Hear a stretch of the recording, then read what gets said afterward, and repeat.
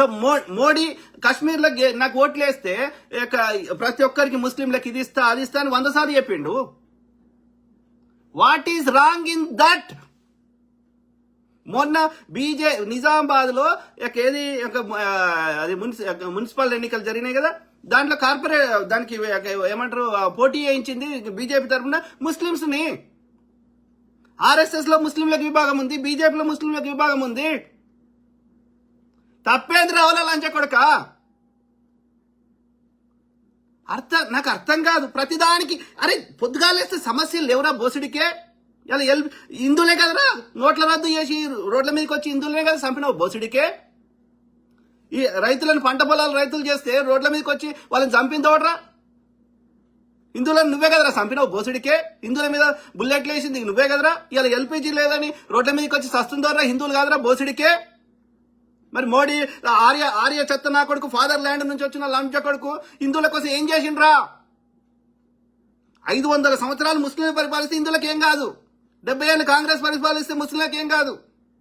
సిక్కు ప్రధాని ఉన్నప్పుడు ముస్లిం ప్రెసిడెంట్ ఉన్నప్పుడు హిందువులకు ఏం కాదు. హిందువుల కోసం అవతరించిన అవతార పురుషుడు వచ్చినాక అమ్మ బతుకున్నప్పుడు అమ్మ యోనిలకి వచ్చినా అన్నాడు. అమ్మ చచ్చిపోయినాక నేను ఆకాశంలోకి దిగినా అన్న లంచ కొడుకు వచ్చినాక హిందువులకి జరుగుతుంది. పహల్గామా దాడి ఎవరి హయాంలో జరిగింది, పుల్వామా దాడి ఎవరి హయాంలో జరిగింది, పార్లమెంట్ మీద దాడి ఎవరి హయాంలో జరిగింది, దానికి విచారణ ఎందుకు జరిగాయి, ఎందుకు శిక్షలు ఎర్ర లంజా కొడక?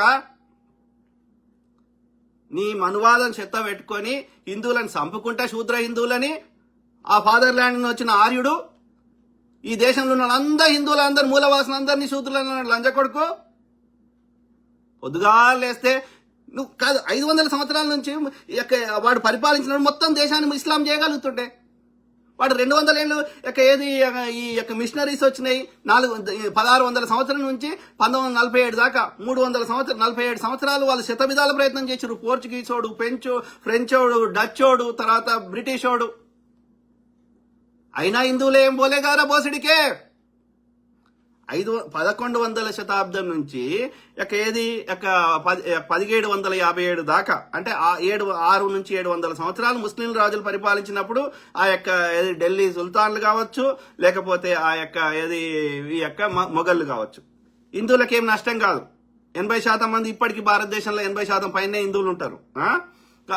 తర్వాత యూరోపియన్లు ఎన్ని శతవిధాల ప్రయత్నం చేసినా, వ్యాపారం పేరు మీద వచ్చి కన్వర్ట్ చేసేయాలని ప్రయత్నం చేసినా, లేకపోతే పరిపాలన చేసినా 200 సంవత్సరాలు బ్రిటిషోడు, అయినా 85% మంది హిందువులే ఉంటారు.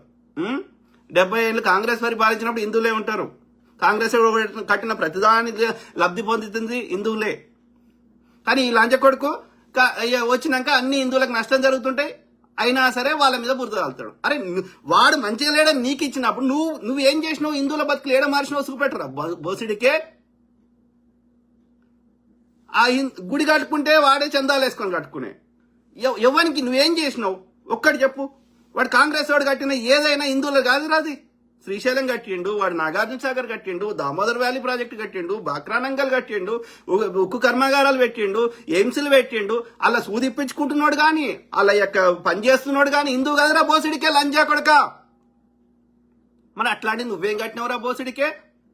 హిందువులను సంఖ నాకించుకుంటా 10 మంది కూడా లేనని చూపెట్టి పొద్దుగా లేస్తే చెత్త నింపుతావురా బోసుడికే. సిగ్గుశరం ఉండాలి కదరా అన్నం తింటున్నావు. 2 రోజుల ముందు వాడు ఇరాన్కి పోయిండు, ఇజ్రాయెల్కి పోయిండు లంచ కొడుకు. ఎందుకోసం? ప్రజల యొక్క హిందువుల యొక్క ట్యాక్స్ డబ్బులు తీసుకుపోయి ఆ ఇజ్రాయెల్కి ఇచ్చేసి వస్తాడు. వాటితో రక్షణ డీల్ చేసుకుంటాడు. ఎందుకు చేసుకుంటావురా?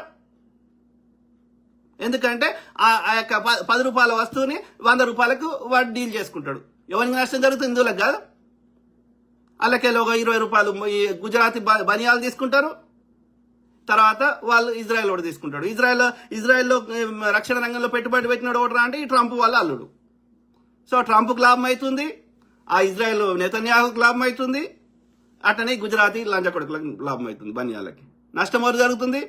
హిందువులకి, భారతదేశంలోనే హిందువులకి. మళ్ళా ఈ గుజరాతీ బనియాలకి బాపనోళ్ళకి బీజేపీ చెందిన ఆర్య బనియాలు బాపనోళ్ళు దోసుకుంటుంటే ఇది నాలాంటి ప్రశ్నిస్తే నువ్వు హిందువే కాదంటాడు. నువ్వు ఓడరా చెప్పడానికి బోసిడికే. నీ బీజేపీ పెట్టక ముందు హిందుత్వం ఉంది, నీ బీజేపీని బొంద పెట్టినాక హిందుత్వం ఉంటుంది. ఎవరిని నచ్చినాడు ఆడు మొక్కుతాడు. హిందుత్వం అంటే ఏంది? అదొక మతం కాదు, అదొక జీవన విధానం. అది ఈ భారతదేశానికి గడ్డకి ఆ సింధు నదికి ఈ పరిశీలన పెట్టిన పేరు అది. వాడి దేశం రావాలంటే ఆ సింధు నదిని దాటుకొని రావాలి. కాబట్టి వాడు హిందూ అంటాడని. నువ్వు సంస్కరించబడిన పర్షియా భాషను నీ సంస్కృతం. నువ్వు సాతో వలుకుతే వాడు హెచ్చుతోడు వలుకుతాడు. కాబట్టి ఈ గడ్డ మీద ఉన్న అన్ని జీవన విధానాలు అంతా కలిపితేనే హిందుత్వం. నువ్వు ఓడి ఆర్యుడివి. నువ్వు ఈ దేశంకే సంబంధం లేదు. యజ్ఞాలు యాగాలు ఈ భూమి మీద లేవు. అగ్ని మొక్కే కల్చర్ ఈ దేశం లేదు. గుర్రాలు ఈ దేశంలో లేవు. దెంగే నీ యొక్క ఏది ఎక్కడి నుంచి వచ్చిన వాడికి బోసిడికే లంజా కొడక. ఎందుకు ఇవ్వదురా వాళ్ళు? కాదు, మోడీ అనే లంజ కొడుకు భారతదేశంలో ఉన్నటువంటి ముస్లింలకు ప్రధాని కాదా? మోడీ అనే లుచ్చ లంజ కొడుకు భారతదేశంలో క్రిస్టియన్లకు ప్రధాని కాదా? వాళ్ళు ట్యాక్సీలు కడతలేరా? భారత్ చట్టాలు పాటిస్తలేరా? పోనీ భారతదేశంలో హిందువులకు మోడీ లంచ కొడుకు ఒక్కటి చేసిన మంచి చెప్పండి. గుజరాతీ బనియాలకు తప్ప ఎవరికి మంచిగా చేసిండో వాడు చెప్పుర్రి. సిగ్గుశరం ఉండాలి. బాపన్ లంచ కొడుకులకు ఒక్క శాతం కూడా ఎథిక్స్ మోరల్స్ లేవు లంచ కొడుకులకి. ఈ మోస ఇట్లా కలవది ఎన్నికలు వచ్చినప్పుడు అలా ఇది ఎందుకు ఈ బాంబులు చేస్తే ప్రజలకు తెలిసిపోతుందని ఇప్పుడు ఏం చేస్తుండు?